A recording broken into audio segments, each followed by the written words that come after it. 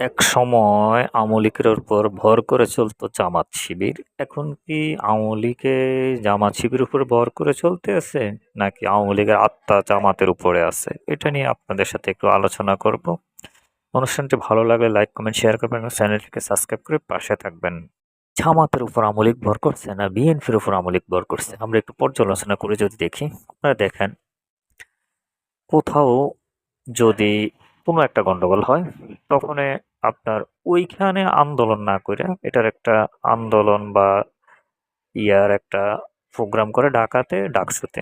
যেহেতু শিবিরের নেতাকর্মী এখানে আছে, তারা ইরানে হামলা করলে এখানে স্লোগান দেয়, ইরানে হামলা কেন, তারেক জিয়া জবাব চাই। নরসিংদীতে দর্শন কেন, তারেক জিয়া জবাব চাই।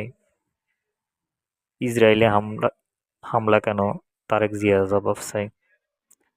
কোথাও কোনো ঘটনা ঘটলে এটার কোনো বাজ বিচার ছাড়া আওয়ামী লীগের মতো জামাতের তারা এটার অপবাদ দিয়ে দেয় বিএনপির উপর।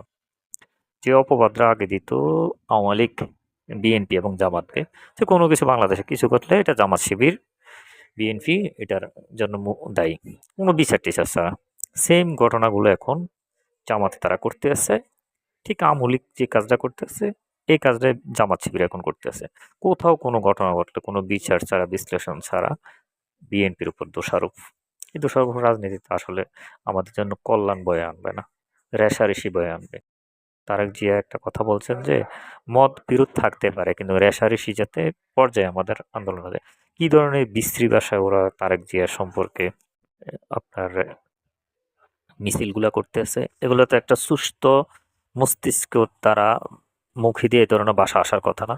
আমরা তো বিএনপির সমর্থক অথবা বিএনপি করি, আমাদের মুখ থেকে তো কোনো গালাগালি, কোনো জামাতের কর্মীদের বিরুদ্ধে আসে না। তারা কিভাবে এই ধরনের গালাগালি, এই ধরনের কথাবার্তা তাদের মুখে দিয়ে আসে? তারা না ইসলামের ধারক বাহক, এই ভণ্ডগুলা না ইসলামের ধারক বাহক?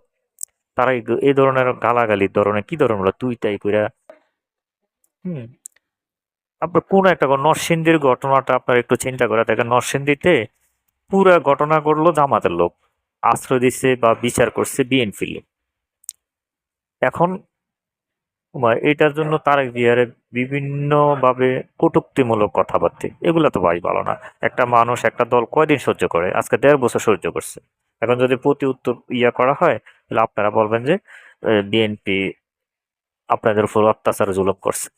ঢাকা পলিটেকনিক্যালের ঘটনাটা দেখেন, কে বা কারা হামলা করছে, অথচ বিএনপির এখানে কোনো সম্পৃক্ততাই নাই।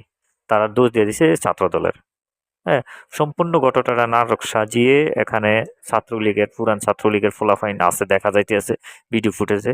তাদের দ্বারা হামলায় স্বীকার করছে শিবির, এবং শিবির তারা দুই গ্রুপের শিবিরে এটা বিএনপির ছাত্রদলের উপরে তারা একটা অপবাদ দেওয়ার চেষ্টা করতেছে। এইগুলো ভালো না ভাই। আপনারা সত্য যেটা সত্য বলেন, মিথ্যাটা আপনারা যেভাবে হাইলাইট করেন, এগুলা ভাই দেশের জন্য ভালো না, আপনাদের জন্য ভালো না, কারোর জন্য ভালো না।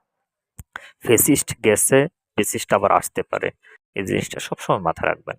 আর আওয়ামী লীগ আপনাদের উপরে ভর করে, বিএনপির উপরে না। আমরা যতটুকু